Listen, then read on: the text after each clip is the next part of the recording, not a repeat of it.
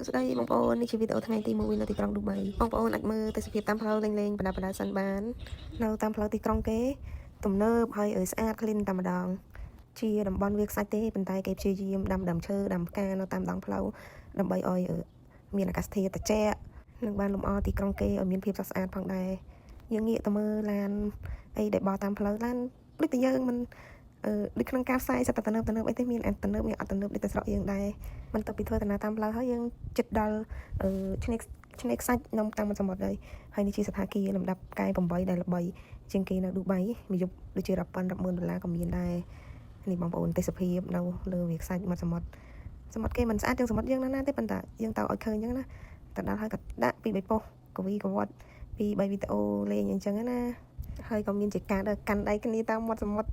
ធ្វើសម្ដែងឲ្យស្វីតណាទុកអនុស្សាវរីយ៍មើលពេលចាស់បន្ទាប់ពីដើរលេងតាមមាត់សមុទ្រហើយយើងបន្តដំណើរជិះរថភ្លើងទៅលេងទីក្រុងដើមត្នោតតែយើងថតពីលើអត់បានឃើញដើមត្នោតដូចនៅក្នុងវីដេអូដែលគេផ្សាយទេដោយសារយើងជិះរថភ្លើងមិនសិនជាយើងជិះហេលីកុបទ័រអីមើលពីលើបានឃើញជិះកោះដើមត្នោតស្រស់ស្អាតហើយនេះជាអាគារដែលគេល្បីនៅខាងមុខទូកាឈូកហ្នឹងតែអត់ដឹងហៅថាឈ្មោះអាគារអីទេប្រុសដល់លេងទៅឈ្មោះអស់បាត់ហើយចេះតែជិះថតលេងឲ្យតែមានរូបភាពទុកមើលហើយនេះ selfie នៅក្នុងរថភ្លើងជាមួយប្តីទុកអនុស្សាវរីយ៍មួយហើយឡើយយើងជិតដល់ហើយនេះអាគារអីទេអាគារនេះគេល្បីណាស់នៅមាត់ឆ្នេរគេបរទេសទៅលេងច្រើនហើយបរទេសអីទីថតច្រើនបោះតែខ្ញុំអត់ស្គាល់ផងនៅលើកោះដើមត្នោតនេះមានកន្លែងលេងកន្លែងកម្សាន្តច្រើនសន្តាគាររីសតហើយសិតតែវីឡារបស់អ្នកមានវីឡាប៊ូទិកអាផាតម៉ែនអីណាឡើយយើងបានមកដល់ទីតាំងហើយដើរចុះពីរថភ្លើងហើយគេឲ្យយើងចូលទៅក្នុងអាគារពើកាឈូកនឹងឯងហើយមុនចូលយើងទៅរកកាហ្វេមួយកែវសិនឲ្យវាស្វាងបន្តិចយើងដើរចូលមកក្នុងហើយនេះដំបូងអាគារខ្ញុំធើន360ដឺក្រេឲ្យអ្នកទាំងអស់គ្នាមើលអត់បានថតច្រើនទេព្រោះក្នុងនេះមានអីផងមានតែអញ្ចឹងឯងគនីកនូឡើយយើងចេញពីអាគារហើយចេញពីកោះដើមត្នោតនោះហើយយើងធ្វើដំណើរតាមផ្លូវទៅលេងនៅកន្លែងកំសាន្តមួយទៀតគឺសួនផ្កាអាឆារយៈដែលល្បីជាងគេនៅទីក្រុងឌូបៃឡើយយើងបានមកដល់សួនផ្កាហើយដើរចូលទៅក្នុងថតពីពីប៉ុស្តិ៍ដាក់ដងកាមេរ៉ាចោលដើរចូលថតស្អីតោះស្ដីទេចេះតែតសួនផ្កាគេមានអីទេមានតែផ្កាហ្នឹងឯងត្រូវអ្នកមិនសូវចូលចិត្តផ្កាក៏ចិត្តតែដើរថតទៅដើរបានអស់ទៀតដើរតែបន្តិចចេញមកវិញដោយសារវាមានអីមើលតែផ្កាហ្នឹងឯងហើយនឹងកន្លែងដែលយើងបដោតសំខាន់អ្នកកប៉ាល់ហោះដែលគេយកមកដាំផ្កានេះល្បីខ្លាំងនឹងថតទៅមិនឲ្យចប់តែហ្នឹងទៅបានទេតែមកយើងឡើងទៅលើប៉មថតពីលើមកជុំ360ដឺក្រេទៅយើងអត់បាក់ដើរច្រើនយើងមើលតែពីលើហើយនឹងមកថតយន្តហោះទៀតថតដែរមានអីថតបន្ទាប់មកទៀតយើងចុះទៅក្រោមវិញ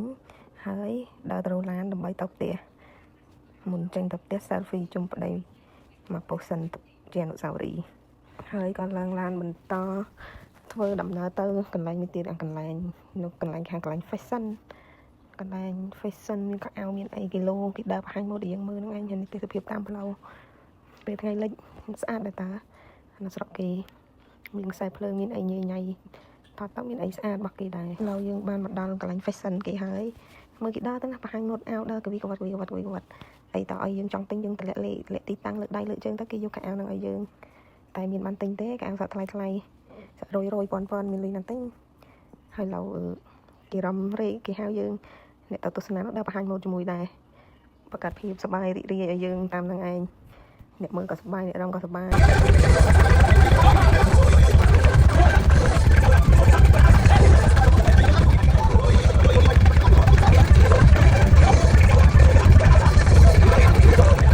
មើលសូចាប់ហើយក៏បន្តដំណើរគ្នាទៅហូបអាហារ buffet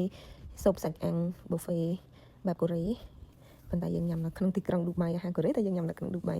មានអីបងប្អូនរសជាតិគេឆ្ងាញ់ហើយគេមានអាហារច្រើនមានតាំងពីក្រៅមកយើងហូបទៀតមិនទៅពីញ៉ាំអីរួចហើយយើងចេញមកក្រៅមើលទេសភាពនៅក្នុងក្រុងគេបន្តិចបន្តួចដើរមើលនេះមើលនោះហើយក៏យើងឡើងឡានបន្តទៅរកកន្លែងដេកនៅក្នុងក្រុងគេមានផ្សាររាត្រីបងប្អូនមានផ្សាររាត្រីលក់ខោលក់អីលក់អាហារហូបចុករបស់របរប្រើប្រាស់អីដូចតែយើងនៅខ្មែរដែរតែពួកខ្ញុំអត់បានចូលទេដោយសារយប់ពេកណាមួយដើរលេងពីថ្ងៃហត់អស់កម្លាំងទៅយើងចង់ដេកយកកម្លាំងដើម្បីបន្តដំណើរទៅស្អែកទៀតឡើយយើងបានឡើងមកដល់សថាគារគេហើយចាំមើលបន្តសថាគារនៅទីក្រុងឌូបៃទាំងអស់គ្នាថាសថាគារនៅក្នុងទីក្រុងថ្លៃនោះយ៉ាងម៉េចដែរចាំមើលទាំងអស់គ្នាមើលបងប្អូន ឡើយយើងបានចូលមកដល់ក្នុងបន្ទប់ហើយយើងចូលមើលបន្ទប់ទឹកមុនមានអីបន្ទប់គេស្អាតធំទូលាយបន្ទប់ទឹកក៏ស្អាតហើយឃើញគេតាក់កៅអិនអនដាក់កញ្ចក់បន្តិចសិនទៅចូលមកដល់បន្ទប់ដេកយើងវិញបន្ទប់ដេកយើងមានកន្លែងទទួលភ្ញៀវហើយមានគ្រែមួយគ្រែគេធំល្មមយើងមកដេក2នាក់បានហើយមានតុរៀនមានតុសម្រាប់យើងពេញអង្គុយប៉ាកាហ្វេប៉ាអីណាឥឡូវយើងមកមើលទេសភាពខាងក្រៅវិញអត់មានអីទេមានតែឡានម៉ូតូភ្លើងបើកទៅមកប៉ុណ្ណឹងឯង